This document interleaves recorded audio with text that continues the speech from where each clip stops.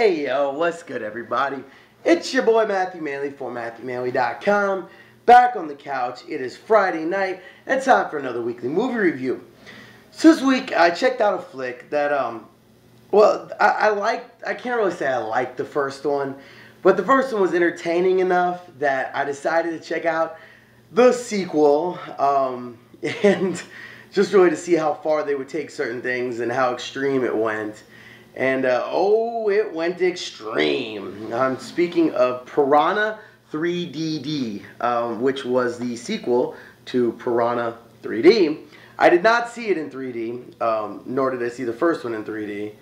So I'm sure I missed some of the better parts, if you will, of piranhas jumping at the screen and all that. But this one stars Danielle Panabaker, Matt Bush, David Koechner, who's really mostly known from being an anchorman, as well as it had a whole bunch of cameos, one specifically from Ving Rhames from the first one. Even though he died in the first one, they brought him back saying that he only lost his legs. Paul Scheer, who I love from The League, as well as a pretty awesome mockery of himself in that of David Hasselhoff. And also Christopher Lloyd plays the crazy scientist from the first one as well. And to say that it was pretty absurd would be an understatement of the word absurd. But we'll get right into it. So the basic breakdown of this is a year after the Lake Victoria massacre that happened, which I like that it all takes place in Arizona. Now the area surrounding Lake Victoria is totally shut down. It's totally a ghost town. It's all been condemned and sterilized essentially. So what used to be the biggest party area in the Southwest is now nothing. So they do some intro off of that, and then we find our new town, which is another small town place in Arizona that services the community with a very large water park. So our lead character comes back from, I believe, graduate school, is what they said, for the summer to help her stepdad run this water park that she is the minority owner of. And while she's been gone after her mother died, he's gone crazy with it. He's got a water park, then he's got an adult side, which is like full nude, which really is a pretty awesome idea for a water park when you really think about it. And it's David Koechner, Koechner, however you pronounce his name, who plays her stepdad. And he plays his typical super creepy, just out there character. He plays it well, so why change something, you know? If it ain't broke, don't fix it. And oh, it gets crazy. Matt Bush then plays the guy who's been in love with the lead character Danielle Panabaker all her life, whatever. But she's of course with the mean bad cop and pretty standard stuff. I mean, really standard stuff. So the whole process of it is this water park is about to open and it's going to be huge, and thanks to some backhanded dealings, there's more than meets the eye, we'll say that. So after a chance encounter with some piranhas, they realize that these piranhas are back, and OMFNG, they're everywhere. They didn't really go into, oh, and also I have to mention, I had a very brief one-scene cameo of Gary Busey as well, being Gary Busey.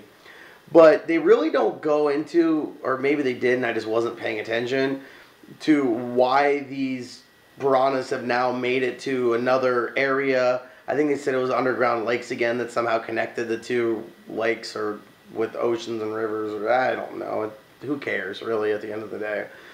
But these piranhas are just as crazy and just as bloodthirsty and all that. So their initial encounter is when the one character played by Katrina Bowden, who's the virgin, gets bitten by by a piranha, which apparently now when you get bitten by a piranha, one of the babies, it goes, I don't know, maybe it just went inside of her because she was skinny dipping, or maybe it bit its way inside of her. I don't know exactly.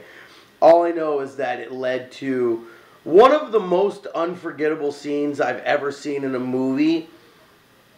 And I don't want to give it away, but I really want to describe it. Let's just say it involves sex, a piranha, and self-castration. That's all I'm going to say. Yeah. Yeah. So, they definitely take it up a notch in terms of the crazy disgustingness of this one. And even though they did a good job in the first one of some really disgusting, you know, moments, this one definitely gets there as well. Though I will say there was no floating dick in this one. I don't know if you remember in the first one, guy gets his dick bit off and it goes floating along. It wasn't that in this one, surprisingly. There was everything else, though. And really, I mean, it lived up to its, you know, name of 3DD. There's more nakedness and naked boobs in this than, I mean, it was probably quadruple what was in the original. And they aren't trying to be ashamed about it. They're going for it. And that's the one thing that I kind of did like, is that it was even more campy and even more B-movie in this one than it was in the first one.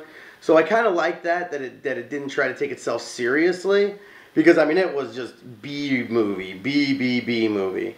Of course, now the piranhas have found a way to break into piping, and thanks to her stepdad doing some shady whatever, it allows the piranhas into the water park, and then the bloodbath ensues. And all pretty standard stuff, just lots of naked women running around, getting body parts bitten off. One thing I thought was funny is every time that there was a girl running who had really big boobs, they would slow it down and play this different music. So every time she's drenched in blood, but they slow it down and you just get a close up and bong, bong, bong. It was something. During the also the where we find Ving Rhames is he's being brought to this water park to try and get over his fear of water. And his handler or helper is Paul Scheer, and that leads to some ridiculousness of titanium legs with shotguns, and wow. And then we get to David Hasselhoff, who I think was probably the best part of the movie, just because of how much of a mockery of himself he was. He was, you know, shown as this womanizing, drunk, you know, making up these horrible songs because he attempts to sing in real life, not just in TV. And, you know, then him living out his character from Baywatch. And it's a couple of scenes, like when he hears somebody calling for help at first, and they do this close-up on his face, and then zoom like 1,000 yards behind him, and then he looks back. It doesn't do anything, and then you hear help, help, but he do it again and change the music, and he looks back and help, help, and again. Some of that was kind of funny, and I did like it because they really weren't trying to be serious about it. So they were being campy and over the top, but it also was just, I think the first one at least had a little, to say that it had substance is just ridiculous to even say that, but it did. It had a little bit more to it than this one. And this one was, I mean, so you knew everything was going to happen, you know, hours before it happened. Though the end, when they start evolving again, it's really crazy. And I pray they don't make another one. Oh, God, I pray they don't make another one. But, I mean, if you got a weak stomach, do not watch this. It is more body parts flying, more, I mean, blood and guts than you can imagine.